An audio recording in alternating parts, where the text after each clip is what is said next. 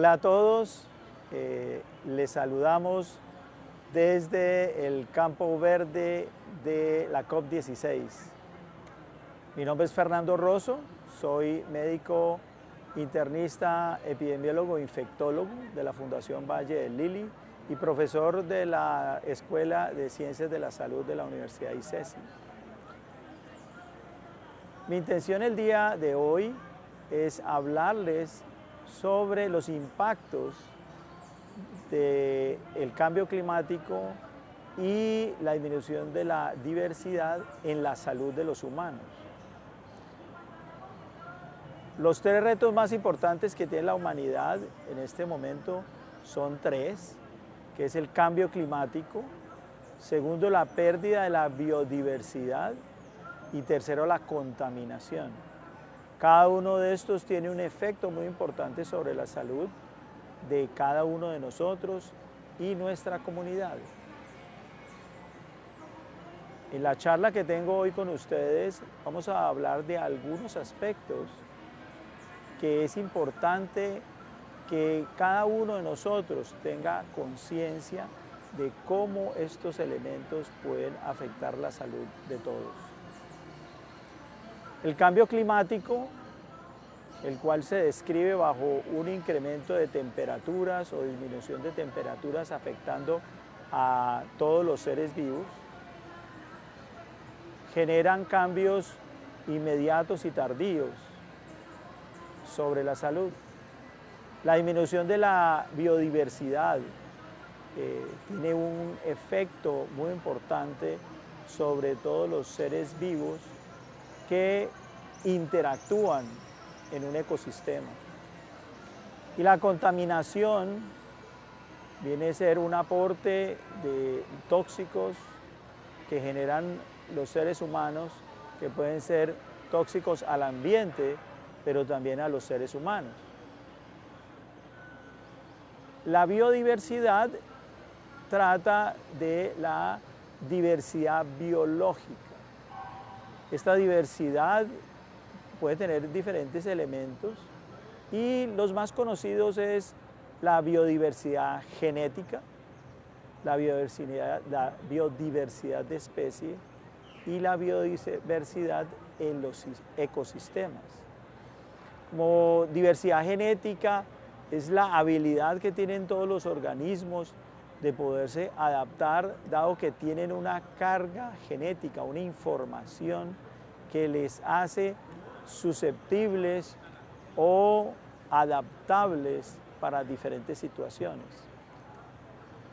Las bacterias, por ejemplo, siendo organismos muy primitivos y que han estado en la faz de la Tierra durante muchos años, tienen una adaptabilidad genética de cambiar su material genético de acuerdo a las condiciones.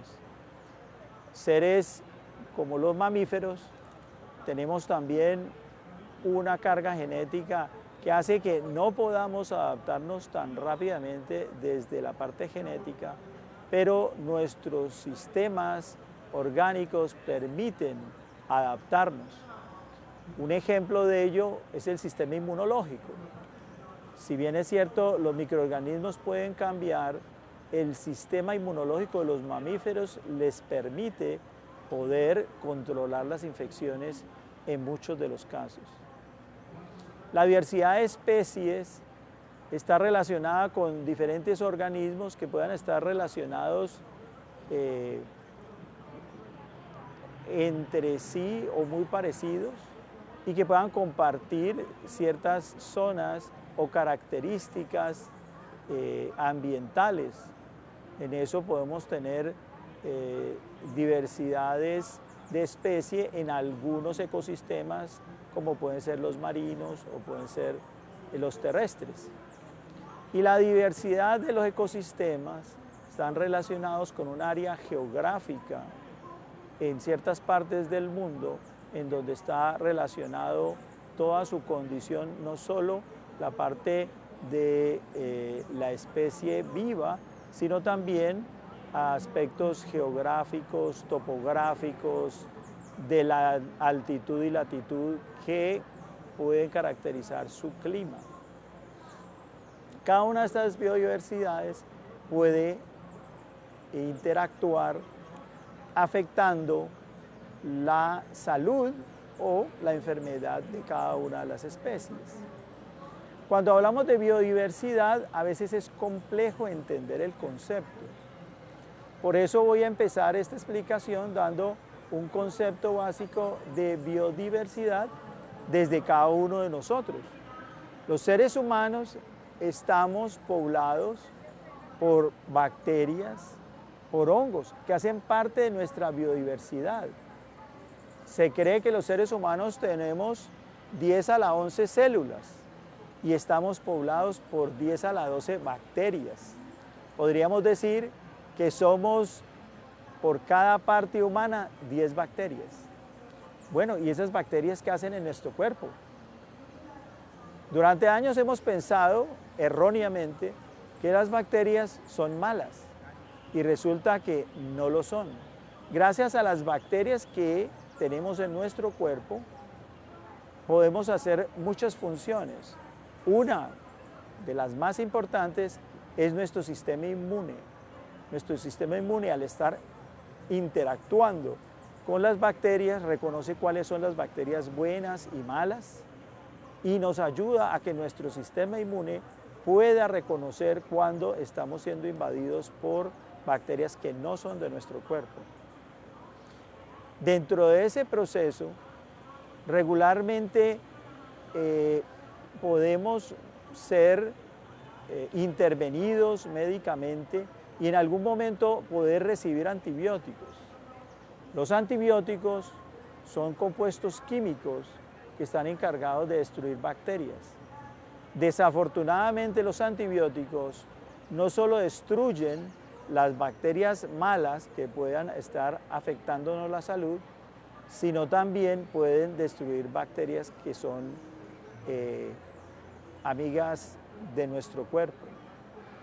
Diferentes estudios han mostrado cómo el uso de antibióticos en niños puede afectar a largo plazo con la aparición de alergias, por ejemplo, o algo muy interesante que es la afectación de nuestra flora intestinal. Nuestra flora intestinal no solamente nos ayuda a digerir los alimentos, sino también cumple unas funciones inmunes a nivel del intestino. Se ha visto que los niños que son expuestos a antibióticos a tempranas edades pueden tener un mayor riesgo de desarrollar obesidad hacia futuro. Entonces, estos son ejemplos de cuando perdemos nuestra diversidad biológica, nos puede afectar la salud. Ahora tratemos de entender, saliendo de la biodiversidad individual de cada uno de nosotros, y tratemos de ver nuestra interacción con el ambiente. He traído el ejemplo del dengue, dado que somos una región tropical que ha estado fuertemente influenciada y golpeada por el dengue. El dengue es una enfermedad viral que se transmite a través de la picadura de unos insectos, especialmente el Aedes aegypti y el Aedes albopictus. Estos vectores viven en el ambiente. Ustedes se preguntarán, bueno, ¿y por qué los zancudos nos pican?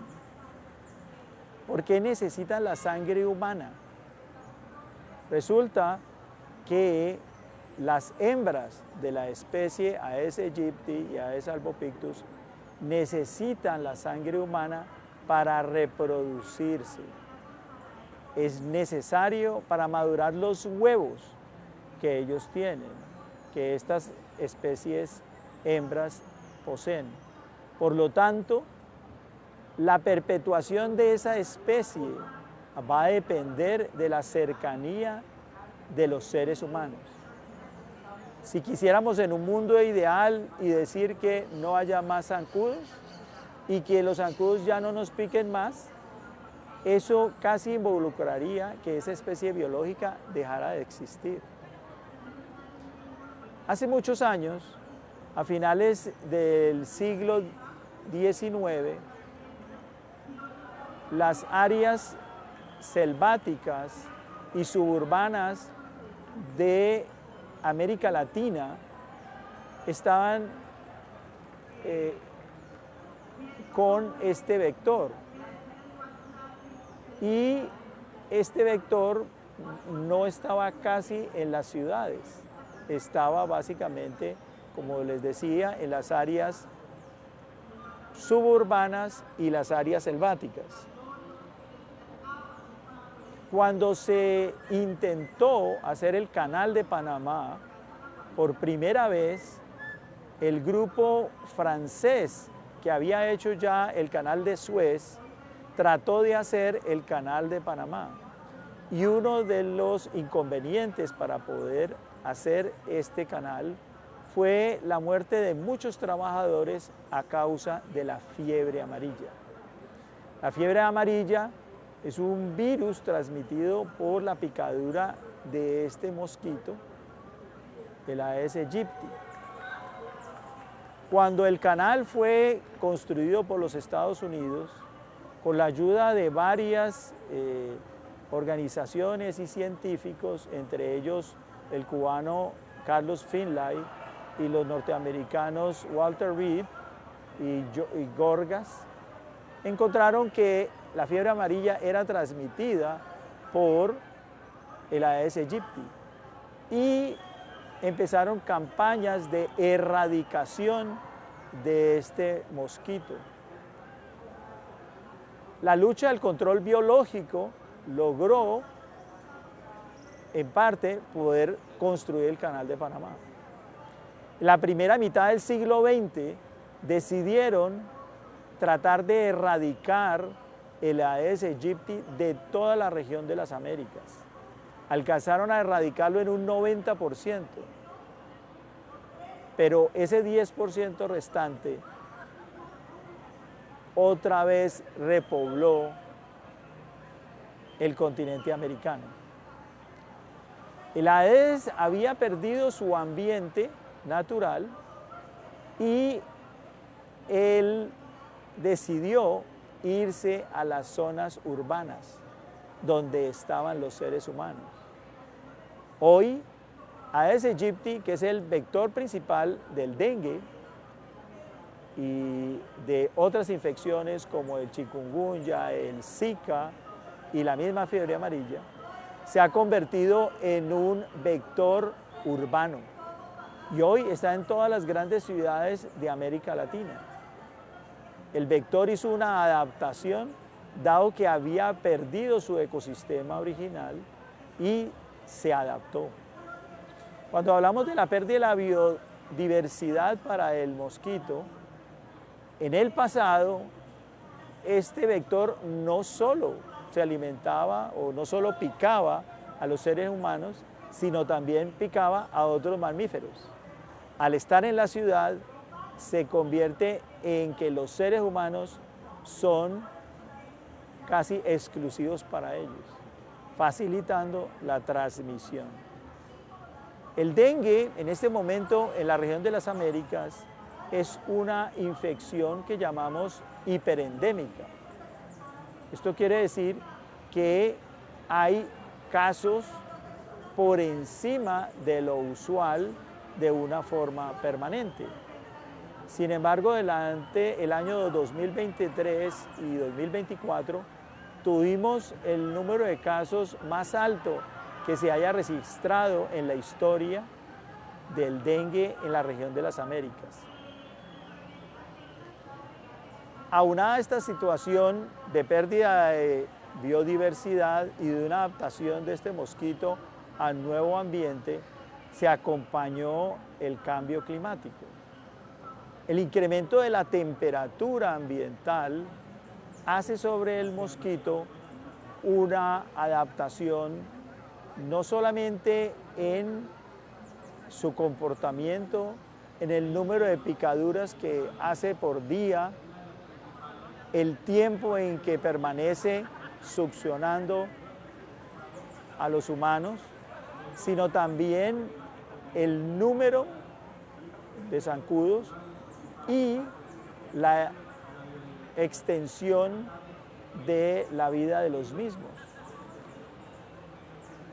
Curiosamente, durante algunos años, el territorio colombiano, el cual tiene diferentes niveles de altitud, hay zonas en donde usualmente el mosquito no vive.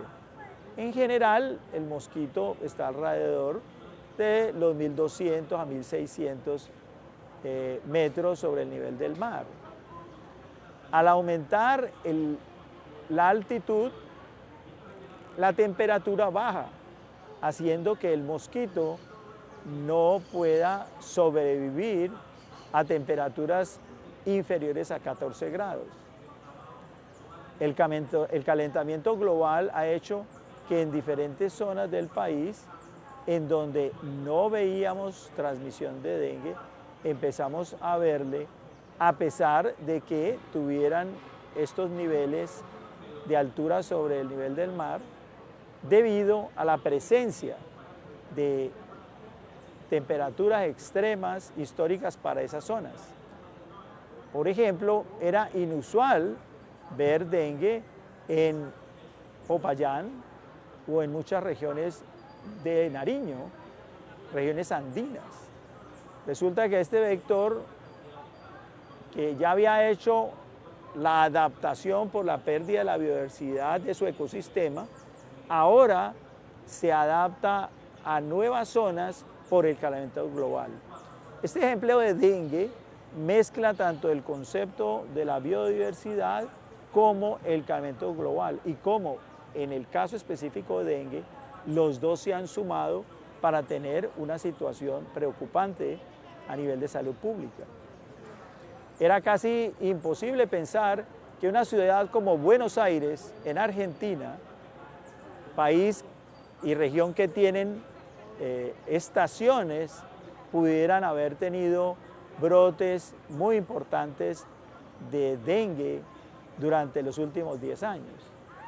O pensar casi imposible que en el distrito de París el año pasado se presentó casos autóctonos de dengue. Este año en Estados Unidos se han presentado casos autóctonos de dengue en California, en la Florida y en los estados de Georgia. Estos son algunos ejemplos de cómo cambios en la diversidad de los ecosistemas, aunados a problemas como cambio climático, pueden aumentar el riesgo de enfermedades infecciosas.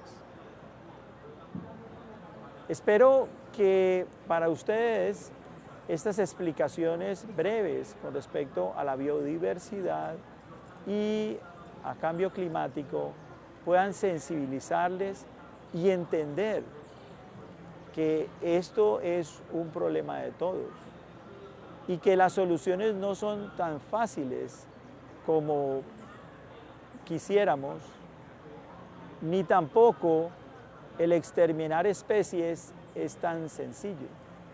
El ejemplo de la eliminación, de las campañas de eliminación de la Aedes aegypti en el continente americano, realizadas por la Organización Panamericana de la Salud y la Organización Mundial de la Salud, no dieron efecto. Por lo tanto, la ciencia médica y los diferentes estamentos sociales tendrán que utilizar otras estrategias.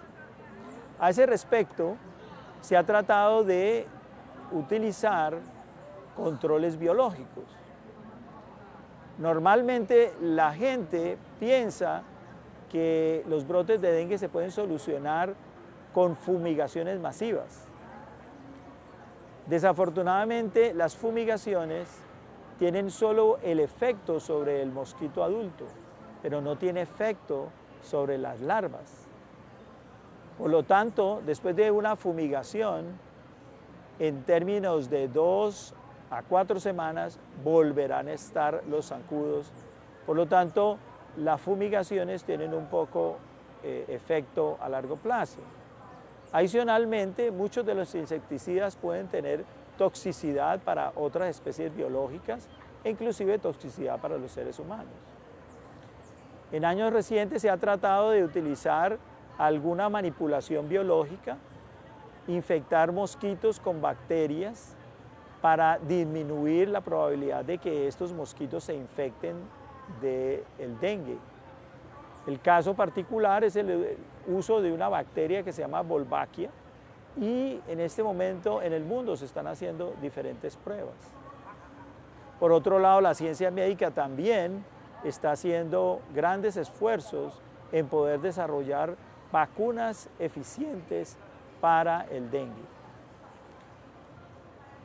La intención mía en este rato es hacerlos,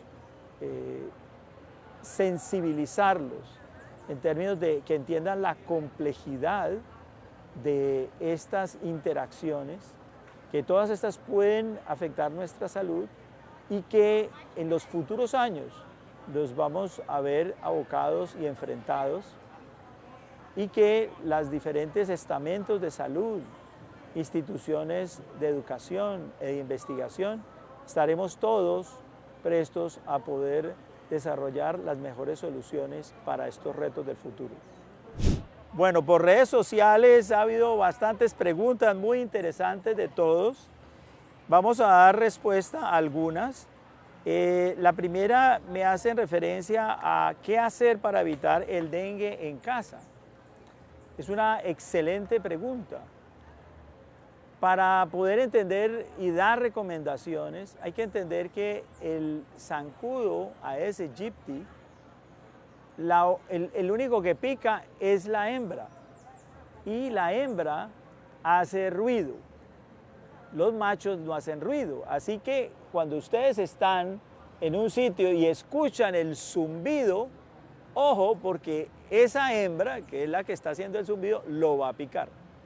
Entonces, ojo con eso. Si ustedes escuchan por ahí que está el zumbido, esa es la hembra que te va a picar. Segundo, el Aedes aegypti usualmente pica es de día, no pica de noche. De noche se va a dormir. Las diferentes especies de zancudos tienen diferentes costumbres, unas pican de día, otras pican de noche.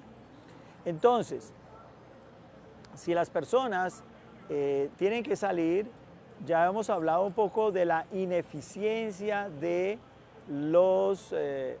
de estar fumigando el ambiente, fumigando la casa, es de poca efectividad, se puede hacer, pero siempre en el ambiente y tener muchas precauciones de evitar la exposición tóxica. Preferimos muchas veces más el uso de repelentes, porque el uso de repelente sí te va a prevenir la picadura y tratar de utilizar repelentes que sean biodegradables y amigables con el ambiente. A veces, hasta donde sea posible, en ciertas situaciones, utilizar también camisas o pantalones largos que disminuye la superficie de exposición. Pero hay otro punto que es muy importante, que es el aspecto de los criaderos. El Aedes aegypti le gusta poner sus huevos en agua limpia. Entonces, el tener fuentes de agua estancada, como puede ser el plato debajo de las materas y esa agua quedarse ahí reposada por un tiempo largo, permite que ahí se puedan madurar los huevos. Lo mismo que ahora en épocas en donde hay escasas lluvias, si las personas almacenan el agua, siempre que estas aguas que estén guardadas estén siempre cerradas, porque si no, los mosquitos, las mosquitas, las hembras pueden depositar sus huevos y van a quedar en la superficie de esa agua y ahí se generan nuevos mosquitos. También del auditorio nos preguntan si el uso de los antibióticos,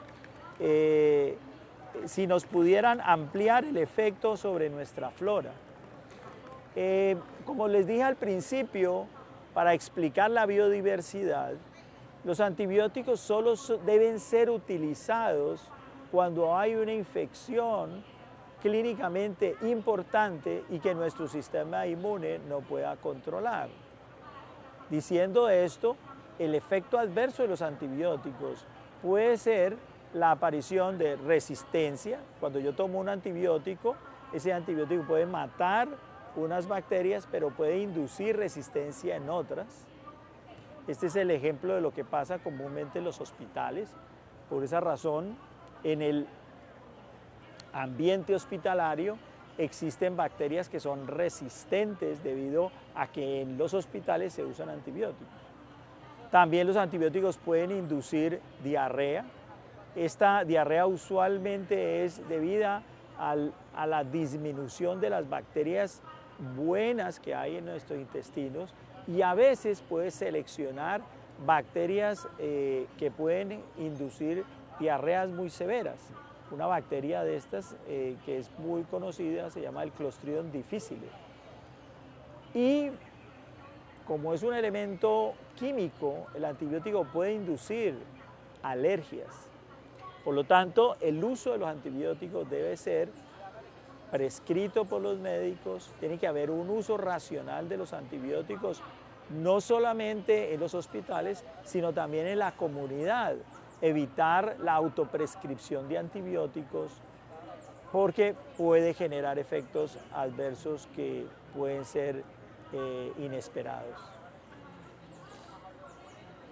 Y para terminar, hay una pregunta muy interesante del público de qué otras amenazas de enfermedades infecciosas pueden acarrear la pérdida de la biodiversidad. Es una pregunta excelente.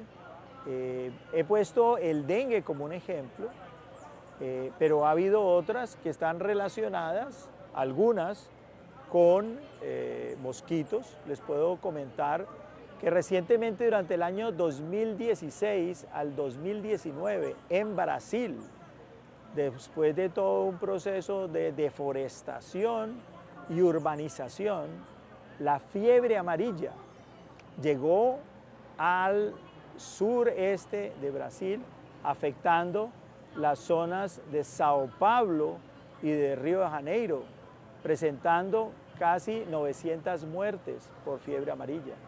Esta fue una situación de alerta de salud pública a nivel mundial y que provocó también la carencia y la escasez de la vacuna contra fiebre amarilla. Diariamente se producen diferentes brotes. Ustedes recordarán los coronavirus, que sabemos que son virus que vienen de los murciélagos, pero la interacción entre animales pueden acercarnos al hombre. El SARS-CoV, que fue descrito en el año 2001, se generó por la exposición de los seres humanos a animales salvajes. Una civeta, un tipo de felino que estaba infectado con este coronavirus, infectó a varios humanos que estaban haciendo tráfico de animales salvajes y de ahí se diseminó en la ciudad de Hong Kong. El coronavirus del Oriente Medio se debió a la exposición a dromedarios. Entonces, diariamente ocurren estas amenazas. Muy recientemente hay un aviso del riesgo de la influenza aviar, que son virus respiratorios de las aves que pueden infectar a los seres humanos. Entonces, es importante que todos comprendamos que nuestras interacciones humanas con el medio ambiente pueden ponernos a riesgo al exponernos a agentes infecciosos que no son propios de los humanos y a su vez entender los seres humanos y tener el respeto con el medio ambiente y tratar de no provocar mayor desbalance de la biodiversidad. Espero que a todos les haya quedado algunos aprendizajes, pero lo más importante es una reflexión en todos sobre el cuidado del medio ambiente.